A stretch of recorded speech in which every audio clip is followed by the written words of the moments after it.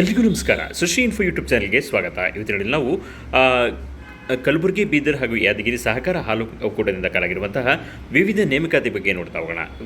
Degree, SLC, PUC ಮತ್ತು IT ಆಗಿರುವಂತಹ ಆ ಅಭ್ಯರ್ಥಿಗಳಿಗೆ ಬೇರೆ ಬೇರೆ ತರಹದ ಪೋಸ್ಟ್ಗಳನ್ನ ಕಾಲ್ ಮಾಡಿದರೆ ಯಾವ ಪೋಸ್ಟಿಗೆ ಕಾಲಾಗಿದೆ, ಏನು ವಿದ್ಯಾರ್ಥಿ ಇದೆ, ಯಾವಾಗ ಅಪ್ಲಿಕೇಶನ್ ಹಾಕೋದಕ್ಕೆ ಪ್ರಾರಂಭ ಆಗುತ್ತೆ, ಯಾವಾಗ ಕೊನೆಯ ದಿನಾಂಕ, ನೇಮಕಾತಿ ಪ್ರಕ್ರಿಯೆ ಹೇಗಿದ್ರೆ ಸಂಪೂರ್ಣ ಮಾಹಿತಿ ನೋಡ್ತಾ ಹೋಗೋಣ. ಬನ್ನಿ ವಿಡಿಯೋನ ಪ್ರಾರಂಭ ಮಾಡೋಣ. ವಿಡಿಯೋ ಪ್ರಾರಂಭ ಮಾಡೋದಕ್ಕಿಂತ ಮುಂಚೆ ಇದೇ ಮೊದಲನೇ ಬಾರಿಗೆ ನಮ್ಮ ಚಾನಲ್ಗೆ ಭೇಟಿ ನೀಡಿದರೆ ತಪ್ಪದೆ ಸಬ್ಸ್ಕ್ರೈಬ್ ಮಾಡಿ ಅಂತ ಕೇಳ್ಕೊಳ್ತಾ ವಿಡಿಯೋನ ಪ್ರಾರಂಭ ಮಾಡೋಣ. ಅಧಿಕೃತವಾದ ಅಧಿಸೂಚನೆ ಕಲಬುರಗಿ ಅಂದರೆ ಗುಲ್ಬರ್ಗ, ಬೀದರ್, ಯಾದಗಿರಿ ಸಹಕಾರ ಹಾಲು ಉತ್ಪಾದಕರ ಸಂಘಗಳ ಒಕ್ಕೂಟದಿಂದ ಒಂದು ಅಧಿಕೃತವಾದ ನೇಮಕಾತಿ ಪ್ರಕಟಣೆ ಹೊರಡಿಸ್ತಾ ಇದ್ದಾರೆ. ನೇಮಕಾತಿ ಪ್ರಕಟಣೆ ದಿನಾಂಕವನ್ನು ನೋಡ್ತಾ ಹೋಗಿ ಇಲ್ಲಿ 27/5/2026 ಒಂದು ಅಧಿಸೂಚನೆ ಹೊರಡ್ತಾ ಇದೆ. ಯಾವ ಪೋಸ್ಟಿಗೆ ಕಾಲಾಗಿದೆ ನೋಡ್ತಾ ಹೋಗೋಣ. ಇಲ್ಲಿ ಕೊಡ್ತಾ ನೇಮಕಾತಿ ಪ್ರಕಟಣೆಯಲ್ಲಿ ಕಲಬುರಗಿ, ಬೀದರ್ ಹಾಗೂ ಯಾದಗಿರಿ ಸಹಕಾರ ಹಾಲು ಉತ್ಪಾದಕರ ಸಹಕಾರ ಸಂಘಗಳ ಒಕ್ಕೂಟ ನಿಯಮಿತ ಕಲಬುರಗಿ ಇದರಲ್ಲಿ ಖಾಲಿ ಇರುವಂತಹ ಈ ಕೆಳಕಂಡ ಹುದ್ದೆಗಳಿಗಾಗಿ ಅರ್ಹ ಅಭ್ಯರ್ಥಿಗಳಿಂದ ಅರ್ಜಿಗಳನ್ನು ಆನ್ಲೈನ್ ಮುಖಾಂತರ ಆಹ್ವಾನಿಸಲಾಗಿದೆ. ಖುದ್ದಾಗಿ ಅಂಚೆ ಅಥವಾ ಪ್ರತ್ಯೇಕವಾಗಿ ಅರ್ಜಿ ಕಳಿಸಲು ಅವಕಾಶವಿಲ್ಲವೆಂದು ಈ ಮೂಲಕ ಸ್ಪಷ್ಟಪಡಿಸಿದೆ. ನೇಮಕಾತಿ ಮಾಡಲು ಉದ್ದೇಶಿಸಿರುವ 50 ವಿವಿಧ ಹುದ್ದೆಗಳನ್ನು ಈ ಕೆಳಕಂಡದ ವರ್ಗೀಕರಿಸಿ ಮೀಸಲಿರಿಸಲಾಗಿದೆ. ಅಂದರೆ ಆನ್ಲೈನ್ ಮೂಲಕ ಮಾತ್ರ ಅಪ್ಲಿಕೇಶನ್ ಹಾಕಬೇಕಾಗುತ್ತೆ. ನೀವು ನೇರವಾಗಿ ಅಪ್ಲಿಕೇಶನ್ ಕೊಡ್ತೀರಾ ಅಥವಾ ಪೋಸ್ಟಲ್ಲಿ ಕಳಿಸ್ತೀರಾ, ಇವು ಯಾವುದಕ್ಕೂ ಕೂಡ ಅವಕಾಶ ಇಲ್ಲ ಅಂತೇಳಿ ಕ್ಲಿಯರಾಗಿ ಕೊಟ್ಟಿದ್ದಾರೆ. ಟೋಟಲ್ ಪೋಸ್ಟ್ 50 ಪೋಸ್ಟ್ಗಳು. ಯಾವ್ಯಾವ ಪೋಸ್ಟ್ ಇದೆ ನೋಡ್ತಾ ಹೋಗೋಣ. ಸಹಾಯಕ ವ್ಯವಸ್ಥಾಪಕರು ಅಂತ ಕೊಟ್ಟಿದ್ದಾರೆ. ಇಲ್ಲಿ ಪಶುವೈದ್ಯಕೀಯ ವೈ ಅಂತ ಕೊಟ್ಟರೆ ಪಶುವೈದ್ಯಕೀಯ ಇದು 2 ಹುದ್ದೆಗಳಿದೆ. ವೇತನ ಶ್ರೇಣಿ ನೋಡ್ತಾ ಹೋಗಿ 83,700 ರೂಪಾಯಿಂದ 1,55,200 ರೂಪಾಯಿವರೆಗೂ ಕೂಡ ವೇತನ ಶ್ರೇಣಿ ಇದೆ. ಓಕೆ, ಇಲ್ಲಿ ಕಲ್ಯಾಣ ಕರ್ನಾಟಕ ಸ್ಥಳೀಯ ನೋಂದಣಿ ನೇಮಕಾತಿ 2 ಹುದ್ದೆಗಳನ್ನು ಕೊಟ್ಟಿದ್ದಾರೆ. ಇಲ್ಲಿ ಸಹಾಯಕ ವ್ಯವಸ್ಥಾಪಕರು ಪ್ರವರ್ಗ 1, 2A ಅಂತೇಳಿ ಒಟ್ಟು 2 ಹುದ್ದೆಗಳು ಇದ್ದಾವೆ. ಇಲ್ಲಿ ಇತರೆಯವರಿಗೆ ಒಂದಿದೆ ಪ್ರವರ್ಗ 1ಕ್ಕೆ, ಪ್ರವರ್ಗ 2 ಕೂಡ ಎ ಕೂಡ 2 ಹುದ್ದೆಗಳಿದೆ. 1 ಹುದ್ದೆ ಇದೆ, ಟೋಟಲ್ 2 ಹುದ್ದೆ. ವಿದ್ಯಾರ್ಥಿ ನೋಡ್ತಾ ಹೋಗಿದ್ರೆ ಅಂಗೀಕೃತ ವಿಷಯದಿಂದ BBSc ಪದವಿ ಪಡೆದಿರಬೇಕು. ಜೊತೆಗೆ ಕಂಪ್ಯೂಟರ್ ಆಫೀಸ್ ಪ್ಯಾಕೇಜ್ನಲ್ಲಿ ನಿರ್ವಹಣೆ ಜ್ಞಾನ ಹೊಂದಿರಬೇಕಾಗುತ್ತೆ. ನಿಮಗೊಂದು ನೆನಪಿಲ್ಲ, ಇಲ್ಲಿ ಎಲ್ಲ ಪೋಸ್ಟ್ಗಳು ಕೂಡ ಕಂಪ್ಯೂಟರ್ ಜ್ಞಾನ ಕಡ್ಡಾಯವಾಗಿರಲೇಬೇಕಾಗುತ್ತೆ. ಈ ಪೋಸ್ಟಿಗೆ ನೀವು ಅಪ್ಲಿಕೇಶನ್ ಆಗ್ತೀವಿ ಅಂದರೆ BBSc ಏನು ಕೋರ್ಸನ್ನು ಕಂಪ್ಯೂಟರ್ ಆಗಿರಬೇಕಾಗುತ್ತೆ. ಬ್ಯಾಚುಲರ್ ಆಫ್ ವೆಟರ್ನರಿ ಸೈನ್ಸ್ ಕೋರ್ಸಲ್ಲಿ ನೀವು ಡಿಗ್ರಿನ ಪಡೆದಿರಬೇಕಾಗುತ್ತೆ. ಓಕೆ, 2ನೇ ಪೋಸ್ಟ್ ನೋಡ್ತಾ ಹೋಗೋಣ. ಲೆಕ್ಕಾಧಿಕಾರಿ ಅಕೌಂಟೆಂಟ್ ಪೋಸ್ಟ್ ಕಾಲ್ ಮಾಡಿದರೆ ಒಟ್ಟು 1 ಹುದ್ದೆ ಇದೆ. ಇಲ್ಲಿ ವೇತನ ಶ್ರೇಣಿ ನೋಡ್ತಾ ಹೋಗಿ 69,250 ರೂಪಾಯಿಂದ 1,34,200 ರೂಪಾಯಿವರೆಗೂ ಕೂಡ ವೇತನ ಶ್ರೇಣಿ ಇದೆ. ಇಲ್ಲಿ ಲೆಕ್ಕಾಧಿಕಾರಿ ಸಾಮಾನ್ಯ ವರ್ಗಕ್ಕೆ ಮೀಸಲಾತಿ ಇದೆ, ಏನೋ ರಿಸರ್ವೇಷನ್ ಇದೆ. ಸಾಮಾನ್ಯ ವರ್ಗದವರು ಇದಕ್ಕೆ ಕಾಂಪೀಟ್ ಮಾಡ್ಬೋದು. ಓಕೆ, ಕ್ವಾಲಿಫಿಕೇಷನ್ ನೋಡ್ತಾ ಹೋಗೋದಾದ್ರೆ ಭಾರತದಲ್ಲಿ ಕಾನೂನು ರೀತಿಯ ಸ್ಥಾಪಿತವಾದ ಮಾನ್ಯತೆ ಪಡೆದ ವಿಶ್ವವಿದ್ಯಾಲಯದ MCom ಸ್ನಾತಕೋತ್ತರ ಪದವಿಯಲ್ಲಿ ಪ್ರಥಮ ದರ್ಜೆಯಲ್ಲಿ ಉತ್ತೀರ್ಣತೆಯೊಂದಿಗೆ ವಿದ್ಯಾರ್ಹತೆ ಹೊಂದಿರತಕ್ಕದ್ದು ಹಾಗೂ ಭಾರತ ಸರ್ಕಾರದಿಂದ ಮಾನ್ಯತೆ ಪಡೆದ ಸಂಸ್ಥೆಯಿಂದ CARICWAI ವಿದ್ಯಾರ್ಹತೆ ಹೊಂದಿರುವ ಜೊತೆಯಲ್ಲಿ ಕಂಪ್ಯೂಟರ್ ಜ್ಞಾನ ನಿರ್ವಹಣೆ ಹೊಂದಿರಬೇಕು ಮತ್ತು ಟ್ಯಾಲಿ ಪ್ಯಾಕೇಜಲ್ಲಿ ತರಬೇತಿ ಹೊಂದಿರಬೇಕು ಮತ್ತು ಪಬ್ಲಿಕ್ ಸೆಕ್ಟರ್ ಅಥವಾ ಡೈರಿ ಅಥವಾ ಫುಡ್ ಇಂಡಸ್ಟ್ರಿ, ಹಾಲು ಒಕ್ಕೂಟದಲ್ಲಿ ಅಥವಾ ರಾಷ್ಟ್ರೀಯ ಅಂತಾರಾಷ್ಟ್ರೀಯ ಕಂಪನಿಯಲ್ಲಿ 3 ವರ್ಷಗಳ ಸೇವಾ ಅನುಭವ ಹೊಂದಿರಬೇಕಾಗಿದೆ. ಅಂದರೆ ತುಂಬ ಜಾಸ್ತಿ ಕ್ವಾಲಿಫಿಕೇಷನ್ ಇದೆ. ಇದನ್ನು ನೋಡ್ತಾ ಹೋಗಿ ಇಷ್ಟು ಕ್ವಾಲಿಫಿಕೇಷನ್ ಇರೋರು ಇದಕ್ಕೆ ಅಪ್ಲಿಕೇಶನ್ ಹಾಕಬೇಕಾಗಿದೆ. ಕಂಪಲ್ಸರಿ 3 ವರ್ಷದ ಒಂದು ಎಕ್ಸ್ಪೀರಿಯನ್ಸ್ ನಿಮ್ಮ ಹತ್ರ ಇರಲೇಬೇಕಾಗುತ್ತೆ. ಓಕೆ, ನೋಡ್ತಾ ಹೋಗಿ ನೆಕ್ಸ್ಟ್ ಮುಂದಿನ ಪೋಸ್ಟ್ ತಾಂತ್ರಿಕ ಅಧಿಕಾರಿ ಅಂತೇಳಿ ಇದು ಒಂದು ಡೈರಿ ಟೆಕ್ನಾಲಜಿ TT ಅಂತ ಕೊಡ್ತಾರೆ. ಡೈರಿ ಟೆಕ್ನಾಲಜಿ ಇಲ್ಲಿ ಇವರಿಗೆ ವೇತನ ಶ್ರೇಣಿ 69,250 ರೂಪಾಯಿಂದ 1,34,200 ರೂಪಾಯಿವರೆಗೂ ಕೂಡ ವೇತನ ಶ್ರೇಣಿ ಇದೆ. ಇಲ್ಲಿ ತಾಂತ್ರಿಕ ಅಧಿಕಾರಿ ಇದು ಕೂಡ ಸಾಮಾನ್ಯ ವರ್ಗದವರಿಗಿದೆ. ಒಟ್ಟು 1 ಹುದ್ದೆ ಸಾಮಾನ್ಯ ವರ್ಗದವರಿಗೆ ಇದೆ. ಭಾರತದಲ್ಲಿ ಕಾನೂನು ರೀತಿಯ ಮಾನ್ಯತೆ ಪಡೆದ ಅಂಗೀಕೃತ ವಿಶ್ವವಿದ್ಯಾಲಯದಿಂದ BTech ಡೈರಿ ಟೆಕ್ನಾಲಜಿಲಿ ಅಥವಾ BSc ಡೈರಿ ಟೆಕ್ನಾಲಜಿ ಪದವಿ ಪಡೆದಿರಬೇಕಾಗಿದೆ. ಜೊತೆಗೆ ಬೃಹತ್ ಕೈಗಾರಿಕೋದ್ಯಮ, ಡೈರಿ ಅಥವಾ ಆಹಾರ ಉದ್ಯಮ, ಇತರೆ ಹಾಲು ಒಕ್ಕೂಟದಲ್ಲಿ ಕನಿಷ್ಠ 2 ವರ್ಷಗಳ ಸೇವಾ ಅನುಭವದೊಂದಿಗೆ ಕಂಪ್ಯೂಟರ್ ಆಫೀಸ್ ಪ್ಯಾಕೇಜ್ನಲ್ಲಿ ನಿರ್ವಹಣಾ ಜ್ಞಾನ ಹೊಂದಿರಬೇಕಾಗುತ್ತೆ. ಓಕೆ, ಇಲ್ಲಿ BE ಅಥವಾ BSc ಅಥವಾ BTech ಡೈರಿ ಟೆಕ್ನಾಲಜಿಲಿ ನೀವು ಪಾಸಾಗಿರಬೇಕಾಗುತ್ತೆ. ಅದ್ರ ಜೊತೆಲಿ ಒಂದು 2 ವರ್ಷಗಳ ಸೇವಾ ಅನುಭವ ಕೇಳಿದರೆ ಕಂಪ್ಯೂಟರ್ ಜ್ಞಾನ ಕಡ್ಡಾಯ. ಓಕೆ, ಮುಂದಿನ ಪೋಸ್ಟ್ ನೋಡ್ತಾ ಹೋಗೋಣ. ಹಿರಿಯ ಕೆಮಿಸ್ಟ್ ಅಂತೇಳಿ ಸೀನಿಯರ್ ಕೆಮಿಸ್ಟ್ ಪೋಸ್ಟ್ ಇದೆ. ಇಲ್ಲಿ 65,950 ರೂಪಾಯಿಂದ 1,24,900 ರೂಪಾಯಿವರೆಗೂ ಕೂಡ ವೇತನ ಶ್ರೇಣಿ ಇದೆ. ಹಿರಿಯ ಕೆಮಿಸ್ಟ್ ಅಂತೇಳಿ ಇದು ಕೂಡ ಪ್ರವರ್ಗ 1ಕ್ಕೆ ಮೀಸಲಿದೆ. ಒಟ್ಟು ಹುದ್ದೆ 1. ಇದು ವೇತನ ಶ್ರೇಣಿ 65,950 ರೂಪಾಯಿಂದ 1,24,900 ರೂಪಾಯಿ ಕೂಡ ವೇತನ ಶ್ರೇಣಿ ಇದೆ. ವಿದ್ಯಾರ್ಹತೆ ನೋಡೋದಾದರೆ ಅಂಗೀಕೃತ ವಿಶ್ವವಿದ್ಯಾಲಯ ಪ್ರಥಮ ದರ್ಜೆಯಲ್ಲಿ BSc ಕೆಮಿಸ್ಟ್ರಿ ಆರ್ ಮೈಕ್ರೋಬಯಾಲಜಿ ಪದವಿಯೊಂದಿಗೆ ಲ್ಯಾಬ್ ಅಸಿಸ್ಟೆಂಟ್, ಅನಾಲಿಸಿಸ್ಟ್, ಕೆಮಿಸ್ಟ್ ಆಗಿ ಬೃಹತ್ ಕೈಗಾರಿಕೋದ್ಯಮ, ಪ್ರಯೋಗಶಾಲೆ, ಪಬ್ಲಿಕ್ ಸೆಕ್ಟರ್ ಅಂಡರ್ಟೇಕಿಂಗ್, ಸರ್ಕಾರಿ ಸ್ವಾಮ್ಯ, ಡೈರಿ ಅಥವಾ ಆಹಾರ ಉದ್ಯಮ ಅಥವಾ ಇತರೆ ಹಾಲು ಒಕ್ಕೂಟದಲ್ಲಿ ಕನಿಷ್ಠ 2 ವರ್ಷಗಳ ಸೇವಾ ಅನುಭವದೊಂದಿಗೆ ಕಂಪ್ಯೂಟರ್ ಜ್ಞಾನ, ನಿರ್ವಹಣಾ ಜ್ಞಾನ ಅಥವಾ ಆಫೀಸ್ ಪ್ಯಾಕೇಜ್ನಲ್ಲಿ ಜ್ಞಾನ ಹೊಂದಿರಬೇಕು. ಕಂಪ್ಯೂಟರ್ ಜ್ಞಾನ ಕಂಪಲ್ಸರಿ ಎಲ್ಲದಕ್ಕೂ ಕೂಡ. ಪ್ರಥಮ ದರ್ಜೆಯಲ್ಲಿ ಫಸ್ಟ್ ಕ್ಲಾಸಲ್ಲಿ ನೀವು BSc ಕೆಮಿಸ್ಟ್ರಿ ಪಾಸ್ ಆಗಿರಬೇಕಾಗುತ್ತೆ ಅಥವಾ BSc ಮೈಕ್ರೋಬಯಾಲಜಿ ಪಾಸ್ ಆಗಿರಬೇಕಾಗುತ್ತೆ.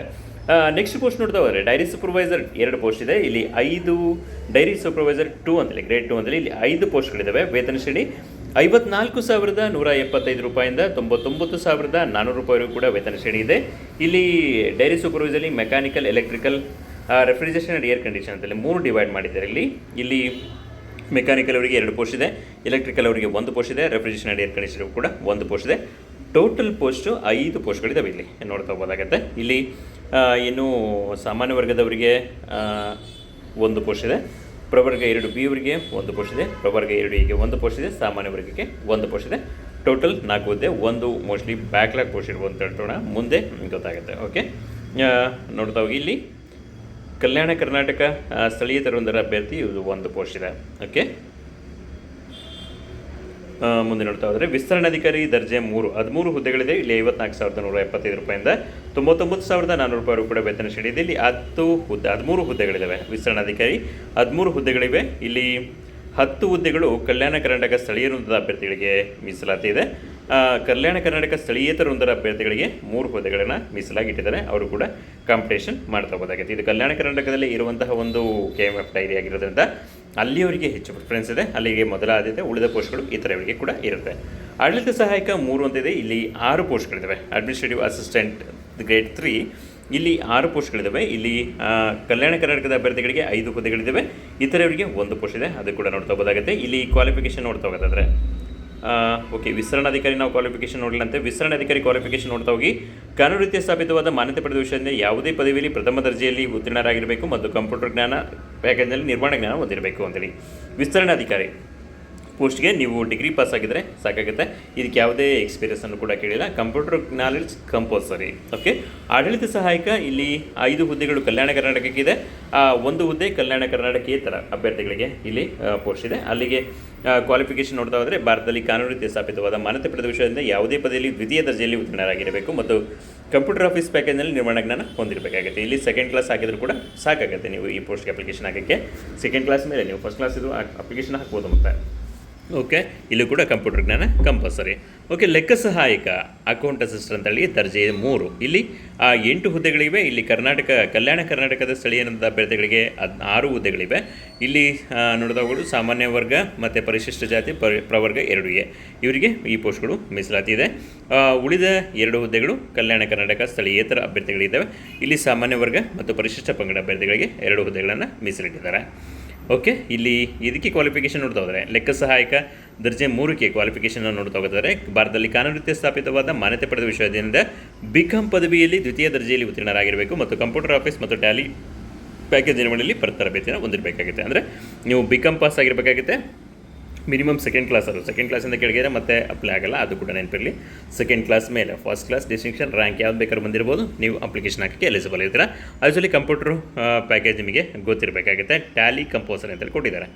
ಓಕೆ, ಮಾರುಕಟ್ಟೆ ಸಹಾಯಕ ದರ್ಜೆ 3 ಇಲ್ಲಿ 10 ಹುದ್ದೆಗಳಿದ್ದಾವೆ. ಇದರಲ್ಲಿ 8 ಹುದ್ದೆಗಳು ಕಲ್ಯಾಣ ಕರ್ನಾಟಕಕ್ಕೆ, ಇತರ 2 ಕಲ್ಯಾಣ ಕರ್ನಾಟಕೇತರ ಹುದ್ದೆಗಳಿದೆ. ಮಾರುಕಟ್ಟೆ ಸಹಾಯಕ ದರ್ಜೆ 3 ಮಾರ್ಕೆಟಿಂಗ್ ಅಸಿಸ್ಟೆಂಟ್ ಹೇಳಿ ಇಲ್ಲಿ ದರ್ಜೆ 3 8 ಹುದ್ದೆಗಳಿದ್ದಾವೆ. 2 ಹುದ್ದೆಗಳು ಕಲ್ಯಾಣ ಕರ್ನಾಟಕೇತರ ಹುದ್ದೆಗಳು ಇತರವರಿಗಿದೆ. ಇದಕ್ಕೆ ಕ್ವಾಲಿಫಿಕೇಷನ್ ನೋಡ್ತಾ ಹೋದರೆ ಭಾರತದಲ್ಲಿ ಕಾನೂನು ರೀತಿಯ ಸ್ಥಾಪಿತವಾದ ಮಾನ್ಯತೆ ಪಡೆದ ವಿಷಯವಿದೆ. ಅಂದರೆ ಮಾರುಕಟ್ಟೆ ವಿಷಯದಲ್ಲಿ BBA ವಿಷಯದ ಪದವಿಯಲ್ಲಿ ದ್ವಿತೀಯ ದರ್ಜೆಯಲ್ಲಿ ಉತ್ತೀರ್ಣರಾಗಿರಬೇಕು ಮತ್ತು ಕಂಪ್ಯೂಟರ್ ಆಫೀಸ್ ಪ್ಯಾಕೇಜ್ನಲ್ಲಿ ನಿರ್ವಹಣಾ ಜ್ಞಾನ ಹೊಂದಿರಬೇಕಾಗುತ್ತೆ ಅಂತೇಳಿ. ಓಕೆ, BBA ಪಾಸ್ ಆಗಿರಬೇಕಾಗುತ್ತೆ, ಮಿನಿಮಮ್ 2nd ಕ್ಲಾಸ್ ಅಂತೇಳಿ. ಇಲ್ಲಿ ಕಂಪ್ಯೂಟರ್ ಜ್ಞಾನ ಕಂಪಲ್ಸರಿ. ಕಿರಿಯ ತಾಂತ್ರಿಕರು ಅಂತೇಳಿ ಇಲ್ಲಿ ನೋಡ್ತಾ ಹೋಗಿದ್ದಾರೆ. ಜೂನಿಯರ್ ಟೆಕ್ನಿಷಿಯನ್ ಪೋಸ್ಟ್ಗಳು 3 ಪೋಸ್ಟ್ಗಳಿದ್ದಾವೆ. ಇಲ್ಲಿ ಕಿರಿಯ ತಾಂತ್ರಿಕ ಫಿಟ್ಟರ್, ಕಿರಿಯ ತಾಂತ್ರಿಕ ಎಲೆಕ್ಟ್ರಿಕಲ್, ಕಿರಿಯ ತಾಂತ್ರಿಕ ಬಾಯ್ಲರ್ 3 ಪೋಸ್ಟ್ಗಳಿದ್ದಾವೆ. ಅದನ್ನು ಕೂಡ ನೋಡ್ತಾ ಹೋಗೋದಾಗತ್ತೆ ಇಲ್ಲಿ. ಓಕೆ, ಈ 3 ಪೋಸ್ಟ್ಗಳು ಕೂಡ ಕಲ್ಯಾಣ ಕರ್ನಾಟಕದವರಿಗೆ ಮೀಸಲಾತಿ ಇದೆ. ಇದು ITI ಪಾಸ್ ಆಗಿದ್ರೆ ಸಾಕಾಗುತ್ತೆ. SLC ಜೊತೆಲಿ ITI ಪಾಸ್ ಆಗಿರಬೇಕಾಗುತ್ತೆ. ಇದಕ್ಕೆ ನೀವು ಕಾಂಪಿಟೇಷನ್ ಮಾಡ್ಬೋದು. ಓಕೆ, ಬ್ಯಾಕ್ಲಾಗ್ ಹುದ್ದೆಗಳಿದ್ದಾವೆ. ಇಲ್ಲಿ ಬ್ಯಾಕ್ಲಾಗ್ ಹುದ್ದೆಗಳು ಕೂಡ ಸಪ್ರೇಟ್ ನೋಟಿಫಿಕೇಷನ್ ಇದೆ. ಇಲ್ಲಿ ಸಹಾಯಕ ವ್ಯವಸ್ಥಾಪಕ 2 ಬ್ಯಾಕ್ಲಾಗ್ ಪೋಸ್ಟ್ಗಳಿದ್ದಾವೆ. ಇದಕ್ಕೆ ಕ್ವಾಲಿಫಿಕೇಷನ್ ಮೇಲೆ ಹೇಳಿದಂಗೆ BBSc ಪದವಿ ಪಾಸ್ ಆಗಿರಬೇಕಾಗುತ್ತೆ. ಜೊತೆಗೆ ಕಂಪ್ಯೂಟರ್ ಜ್ಞಾನ ಕಂಪಲ್ಸರಿ. ಖರೀದಿ ಅಥವಾ ಉಗ್ರಾಣಾಧಿಕಾರಿ 1 ಪೋಸ್ಟ್ಗಳಿದ್ದಾವೆ. ಇದಕ್ಕೆ ಕ್ವಾಲಿಫಿಕೇಷನ್ ನೋಡ್ತಾ ಹೋದರೆ ಅಂಗೀಕೃತ ವಿಷಯದ ಪ್ರಥಮ ದರ್ಜೆಯಲ್ಲಿ BCom BBM ಪದವಿಯೊಂದಿಗೆ 1 ವರ್ಷದ PGDMM ಅಂತೇಳಿ ಅಥವಾ MBA ಮೆಟೀರಿಯಲ್ ಮ್ಯಾನೇಜ್ಮೆಂಟ್ ಜೊತೆಗೆ ಬೃಹತ್ ವ್ಯಾಪಾರೋದ್ಯಮ, ಡೈರಿ ಅಥವಾ ಆಹಾರೋದ್ಯಮ ಇತರೆ ಹಾಲು ಒಕ್ಕೂಟದಲ್ಲಿ ಕನಿಷ್ಠ 2 ವರ್ಷಗಳ ಸೇವಾನುಭವದೊಂದಿಗೆ ಕಂಪ್ಯೂಟರ್ ಆಫೀಸ್ ಪ್ಯಾಕೇಜ್ನಲ್ಲಿ ನಿರ್ಮಾಣಗಳನ್ನು ಹೊಂದಿರಬೇಕಾಗುತ್ತೆ. ಇದಕ್ಕೂ ಕೂಡ ಎಕ್ಸ್ಪೀರಿಯನ್ಸ್ ಕೇಳಿದರೆ ಉಗ್ರಾಣಾಧಿಕಾರಿಗೆ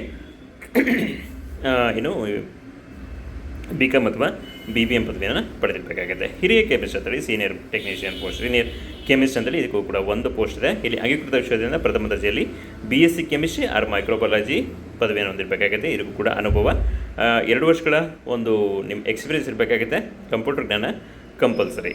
ಓಕೆ, ಮುಂದಿನ ಪೋಸ್ಟ್ ನೋಡ್ತಾ ಹೋದರೆ ಕಿರಿಯ ತಾಂತ್ರಿಕರು ಅಂತೇಳಿ ಇವ್ರದ್ದು ವೇತನ ಶ್ರೇಣಿಯನ್ನು ನೋಡ್ತಾ ಇದ್ದೀರಿ. 34,100 ರೂಪಾಯಿಂದ 67,600 ರೂಪಾಯಿ ಕೂಡ ವೇತನ ಶ್ರೇಣಿ ಇದೆ.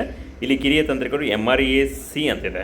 SLC ವಿದ್ಯಾರ್ಥಿಗಳಿಗೆ ಕರ್ನಾಟಕ ಸರ್ಕಾರದ ಅಂಗೀಕೃತಗೊಂಡ ಕೈಗಾರಿಕಾ ತರಬೇತಿ ಸಂಸ್ಥೆಯಿಂದ MREC ವಿಷಯದಲ್ಲಿ ITI ಕೋರ್ಸ್ನ ಉತ್ತೀರ್ಣರಾಗಬೇಕಾಗಿದೆ. ಅಪ್ರೆಂಟಿಸ್ ಸರ್ಟಿಫಿಕೇಟನ್ನು ಹೊಂದಿರಬೇಕು. ಜೊತೆಗೆ ಇಂಡಸ್ಟ್ರಿಯಲ್ ಕನ್ಸರ್ನ್, ಪಬ್ಲಿಕ್ ಸೆಕ್ಟರ್, ಸರ್ಕಾರಿ ಸ್ವಾಮ್ಯ, ಡೈರಿ ಅಥವಾ ಆಹಾರ ಉದ್ಯಮದಲ್ಲಿ 2 ವರ್ಷಗಳ ಅನುಭವ ಅಂತೇಳಿ. ಓಕೆ, ಸೂಚನೆಯನ್ನು ಕೊಟ್ಟು ನೋಡ್ತಾ ಹೋಗಿ. ಬ್ಯಾಕ್ಲಾಗ್ ಹುದ್ದೆಗೆ ಅರ್ಜಿಸುವ ಅಭ್ಯರ್ಥಿಗಳು ಆನ್ಲೈನ್ ಅರ್ಜಿಯಲ್ಲಿ ಬ್ಯಾಕ್ಲಾಗ್ ಹುದ್ದೆ ಎಂದು ಸ್ಪಷ್ಟವಾಗಿ ನಮೂದಿಸತಕ್ಕದ್ದು ಮತ್ತು ಆನ್ಲೈನ್ ಮೂಲಕ ಅರ್ಜಿ ಶುಲ್ಕ ಪಾವತಿಸಿ ಅರ್ಜಿ ಸಲ್ಲಿಸತಕ್ಕದ್ದು. ಆನ್ಲೈನ್ ಅರ್ಜಿ ಸಲ್ಲಿಸುವ ವಿಧಾನ, ಅರ್ಜಿ ನಮೂನೆ, ಸಲ್ಲಿಸಬೇಕಾದ ದಾಖಲಾತಿಗಳು, ಮೀಸಲಾತಿ, ವಯೋಮಿತಿ ರಿಯಾಯಿತಿ, ಅರ್ಜಿ ಶುಲ್ಕಗಳು, ಸೂಚನೆಗಳು, ಅರ್ಜಿ ಸಲ್ಲಿಸುವ ಕಾಲಾವಧಿ ಇತ್ಯಾದಿ ವಿವರಗಳು ಕೆಳಕಂಡಂತೆ ಇರ್ತವೆ ಅಂತೇಳಿ.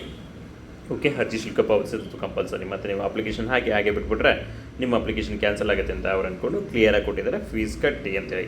ಓಕೆ, ಒಕ್ಕೂಟದಲ್ಲಿ ಖಾಲಿರುವ ಮೇಲಿನ ಹುದ್ದೆಗಳನ್ನು ಭರ್ತಿ ಮಾಡುವ ಸಂಬಂಧ ನೇಮಕಾತಿ ಪ್ರಕ್ರಿಯೆಯು ಪೂರ್ಣ ವಿವರಗಳನ್ನು ಒಕ್ಕೂಟದ ಜಾಲತಾಣದಿಂದ ಪಡ್ಕೋಬೋದು ಅಂತೇಳಿ. ಅಂದರೆ ವೆಬ್ಸೈಟಿಂದ ನೀವು ಪಡ್ಕೊಳ್ಳಿ ಅಂತೇಳಿ. ನಾವು ಎಲ್ಲ ವಿಡಿಯೋದಲ್ಲಿ ಹೇಳಾಗಿದ್ದೆ, ಮತ್ತೆ ರಿಪೀಟ್ ಮಾಡಬೇಕಾಗುತ್ತೆ. ನೀವು ಯಾವುದೇ ಯೂಟ್ಯೂಬ್ ವಿಡಿಯೋ ನೋಡಿದ್ರೂ ಕೂಡ ನೀವು ಅಧಿಕೃತವಾದ ವೆಬ್ಸೈಟ್ಗೆ ಭೇಟಿ ನೀಡಿ ಅಧಿಕೃತವಾದ ಅಧಿಸೂಚನೆ ಡೌನ್ಲೋಡ್ ಮಾಡಿಕೊಂಡು ಅದರಲ್ಲಿ ಇರುವಂಥ ಮಾಹಿತಿಯನ್ನು ಸರಿಯಾಗಿ ಓದಿಕೊಂಡು ಅರ್ಥೈಸಿಕೊಂಡು ಅಪ್ಲಿಕೇಶನ್ ಹಾಕಬೇಕಾಗುತ್ತೆ. ವೆಬ್ಸೈಟ್ ವಿಳಾಸವನ್ನು ಅಂತ ನೋಡ್ತಾ ಹೋಗಿ. HTTPS virtualoffice.com/GUMUL2026 ಅಂತೇಳಿ. ಓಕೆ, ಈ ವೆಬ್ಸೈಟ್ಗೆ ನೀವು ಭೇಟಿ ನೀಡಿದರೆ ಅಲ್ಲಿ ಸಂಪೂರ್ಣ ಮಾಹಿತಿ ಇರುತ್ತೆ. ನೀವು ಅಪ್ಲಿಕೇಶನ್ ಹಾಕಕ್ಕೆ ಆನ್ಲೈನ್ ಅಪ್ಲಿಕೇಶನ್ ಕೂಡ ಅಲ್ಲೇ ಓಪನ್ ಆಗುತ್ತೆ. ಓಕೆ, ಕೆಲವೊಂದು ಸೂಚನೆಗಳನ್ನು ಕೊಡ್ತಾರೆ. ನೀವು ಏನಾಗುತ್ತೆ, ನನಗೆ ಭಾರತೀಯ ನಾಗರಿಕರಾಗಿರಬೇಕಾಗುತ್ತೆ. ನೀವು ಇನ್ನು ಅರ್ಜಿ ತಾಣದಲ್ಲಿ ಅರ್ಜಿನ ಮನೆಯಲ್ಲಿ ಒಕ್ಕೂಟದ ಜಾಲತಾಣದ ಮೂಲಕ ಡೌನ್ಲೋಡ್ ಮಾಡಿಕೊಂಡು ಮುದ್ರಿಸಿ ಅಂಚೆ, ಕೊರಿಯರ್ ಅಥವಾ ಇತರ ಮಾಧ್ಯಮಗಳ ಸಲ್ಲಿಸಿದಲ್ಲಿ ಅವುಗಳನ್ನು ಗಣನೆ ತೆಗೆದುಕೊಂಡು ತಿರಸ್ಕರಿಸಲಾಗೋದು. ಫಸ್ಟ್ ಹೇಳ್ಬಿಟ್ಟಿದ್ದಾರೆ, ನೀವು ಆನ್ಲೈನ್ ಮೂಲಕ ಮಾತ್ರ ಅಪ್ಲಿಕೇಶನ್ ಹಾಕಬೇಕಾಗುತ್ತೆ. ನೀವು ಪೋಸ್ಟಲ್ಲಿ ಕಳಿಸಿದ್ರೆ ಅಪ್ಲಿಕೇಶನ್ ಆಕ್ಸೆಪ್ಟ್ ಆಗೋದಿಲ್ಲ ಅಂತೇಳಿ. ಓಕೆ, ಸಂಪೂರ್ಣ ಮಾಹಿತಿ ಇದೆ. ಶೈಕ್ಷಣಿಕ ವಿದ್ಯಾರ್ಹತೆ ಇಲ್ಲೆಲ್ಲ ಮೇಲೆ ಹೇಳಿದಂಗೆ 10+2 ವಿದ್ಯಾಭ್ಯಾಸ ನಂತರ ಕಾನೂನು ಸ್ಥಾಪಿತವಾದ ಯಾವುದೇ ಅಂಗೀಕೃತ ವಿಷಯದಿಂದ ನಿಯಮಿತವಾಗಿ ಪಡೆದ ಕನಿಷ್ಠ 3 ವರ್ಷಗಳ ಅವಧಿಯ ಸಾಂಪ್ರದಾಯಿಕ ಪದವಿ. ಸ್ನಾತಕೋತ್ತರ ಪದವಿ ಅಂದರೆ ಅಭ್ಯರ್ಥಿ ಮಾನ್ಯತೆ ಪ್ರದರ್ಶನ ನಿಯಮಿತವಾಗಿ ಪಡೆದ ಪದವಿಯೊಂದಿಗೆ 2 ವರ್ಷಗಳ ನಿಯಮಿತವಾಗಿ ತರಗತಿಗೆ ಹಾಜರಾಗಿ ಪಡೆದ ಸಾಂಪ್ರದಾಯಿಕ ಸ್ನಾತಕೋತ್ತರ ಪದವಿ. ಅಂದರೆ ಇಲ್ಲಿ ಕರೆಸ್ಪಾಂಡೆನ್ಸ್ ಮಾಡಿದವರಿಗೆ ಅವಕಾಶ ಇಲ್ಲ ಅಂತೇಳಿ ಹೇಳ್ತಾ ಇದ್ದಾರೆ. ನೀವು ನೇರವಾಗಿ ತರಗತಿಗೆ ಹಾಜರಾಗಿರಬೇಕಾಗುತ್ತೆ.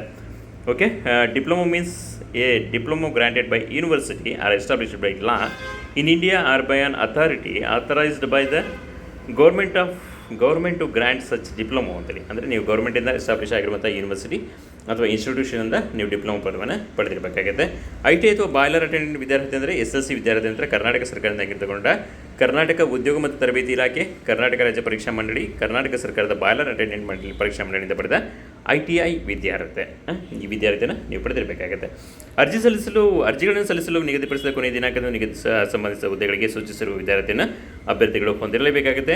ಯಾವುದೇ ಹುದ್ದೆಗೆ ಸೇವಾನುಭವ ನಿಗದಿಪಡಿಸಿದಾಗ ಅಭ್ಯರ್ಥಿಗಳು ವಿದ್ಯಾರ್ಥಿ ಹೊಂದಿದ ನಂತರದ ಸೇವಾನುಭವವನ್ನು ಹೊಂದಿರತಕ್ಕದ್ದು ಅಂತೇಳಿ. ನೀವು ಸುಮ್ಮನೆ ಎಲ್ಲೋ ಒಂದು ಕಡೆ ಹೋಗಿ ಕೆಲಸ ಮಾಡ್ತಾ ಇದ್ದೀರಾ ಅಂದರೆ ಎಜುಕೇಷನ್ ಮಾಡೋದಕ್ಕಿಂತ ಮುಂಚೆ, ನೀವು ITI ಪಾಸಾಗಿಂತ ಮುಂಚೆ ಅಥವಾ ಡಿಗ್ರಿ ಪಾಸಾಗಿಂತ ಮುಂಚೆ ಎಲ್ಲೋ ಕೆಲಸ ಮಾಡಿದ್ದನ್ನು ಕನ್ಸಿಡರ್ ಮಾಡಲ್ಲ ಅಂತ ಕ್ಲಿಯರಾಗಿ ಕೊಟ್ಟಿದ್ದಾರೆ.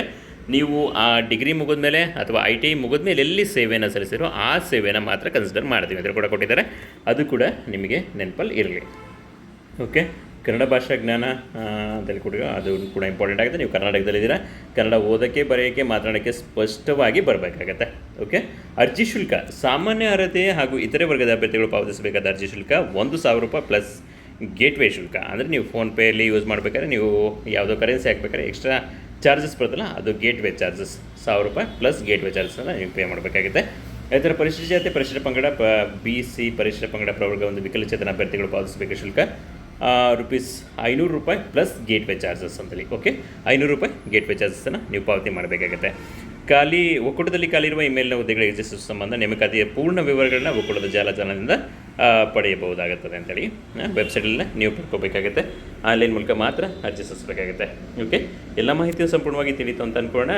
ಓಕೆ, ಅರ್ಜಿ ಸಲ್ಲಿಸಲಿಕ್ಕೆ ಕೊನೆಯ ದಿನಾಂಕ, ಅರ್ಜಿ ಶುಲ್ಕವನ್ನು ಪಾವತಿಸಲು ನಿಗದಿಪಡಿಸಿದ ಕೊನೆಯ ದಿನಾಂಕ 27/6/2026, 27 ಜೂನ್ 2026 ಅರ್ಜಿ ಶುಲ್ಕ ಪಾವತಿಸೋದಕ್ಕೆ ಕೊನೆಯ ದಿನಾಂಕವಾಗಿರ್ತದೆ.